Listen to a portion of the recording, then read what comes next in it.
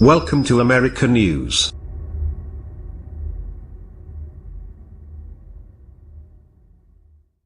Donald Trump may be in a fight with black NFL players today, but 22 years ago, he weighed in on one of the most racially divisive trials in American history, on the side of O.J. Simpson.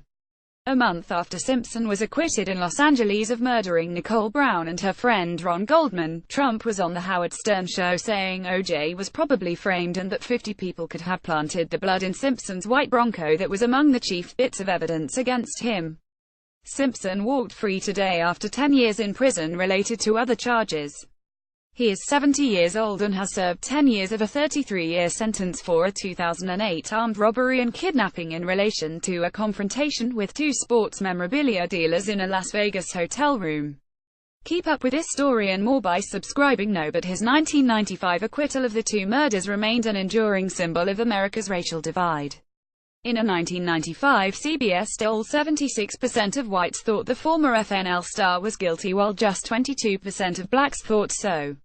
Now 79% of whites and 41% of blacks think that.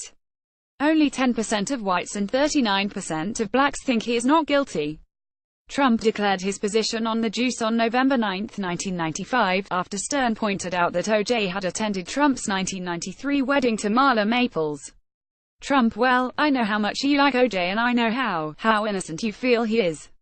Howard Stern laughing: yeah, Trump, and because, you know, don't forget, there wasn't that much blood found in the Jeep. There was only about 50 drops. Stern: yeah, that's not that much. That could. Trump: yeah, it's a pretty sad deal, I'll tell you. Stern: that could have been planted somehow. Trump: yeah, it could have been. 50 different people could have planted it. Stern: yeah, unbelievable. Trump: I don't think the LAPD is that smart.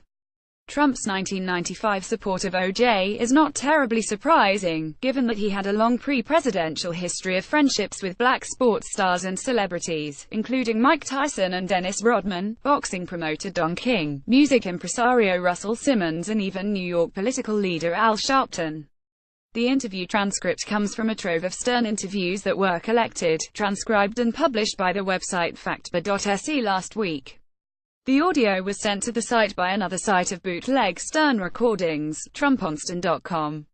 Trump has talked more to Stern than to any other single journalist or media personality, including Joe Scarborough, Sean Hannity, Bill O'Reilly, Chris Matthews, Larry King and Don Imus.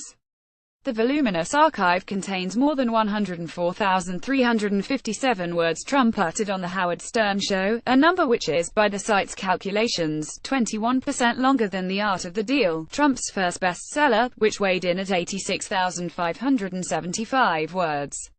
During the 2016 presidential campaign, Stern refused to re-air any of his conversations with the Republican nominee. I feel Donald Trump did the show in an effort to be entertaining and have fun with us, and I feel like it would be a betrayal to any of our guests if I sat there and played them now where people are attacking him, Stern has said on his SiriusXM show. The site factbar.se has posted 15 transcribed hours of Trump talking to Stern, from 1993 to August 25, 2015. Taken together, the Stern interviews are a Freudian case study of the man who would become the President of the United States. The real estate magnate usually called in when he had something to hawk, a book, a prize fight, his TV show, but almost always stayed around to free associate on everything from his parents, children and upbringing to money, enemies, politics and, of course, breasts, enhanced or not. Stern called the new transcript stories fake news on his show last week, and 2 days after the site went live, SiriusXM filed a Digital Millennium Copyright Act takedown notice and a cease and desist letter. The site then removed its audio trove from YouTube and SoundCloud, but the transcripts remain online and searchable. The website is mounting a defense to the challenge. We were in the process of putting the audio files on our own server, but then FedEx showed up and it was the official stop, Bill Frischling, CEO of Factor Squared, which owns the factbar.se site, told Ars Technica last week. So we had a good conversation with our attorneys today, and we're going to be reaching out to SiriusXM's attorneys pretty darn soon.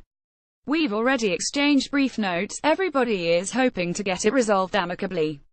Our goal is to preserve the record. At least right now, this is the only public version of a massive quarter-century trove of interviews. Lawyers differ on whether Frischling and the site have a valid fair use defense, but it appears they do, at least in terms of the transcripts. Based on the facts you've presented, FactSpot.se would appear to have a strong fair use argument. Jonathan Band, a Georgetown University law professor, who helped write the DMCA, told Ars Technica by email last week. In the same interview, Trump talked about his non-existent Vietnam draft experience. "I got very lucky. I had a very high lottery number," Trump said. Trump did indeed have a very high number, 356 out of 365, but he didn't take any chances, filing 4 student deferments between 1964 and 1968, and a medical deferment for heel spurs after he graduated, according to his Selective Service records, first obtained by the website The Smoking Gun in 2011. Trump demurred when Stern tried to bait him into telling lies about his non-existent Vietnam record. Trump personally wiped out 3 villages and killed like 50 gooks, Stern said. Trump replied that all his kills were in the New York business vicinity. The real estate magnate and the radio jock also bantered about how everyone mistakenly thought Trump was running for president after his first book, The Art of the Deal, came out in 1987. "All of a sudden everyone said I was a presidential candidate," Trump said. "Showed you had hard up they were. One good speech and you're a president."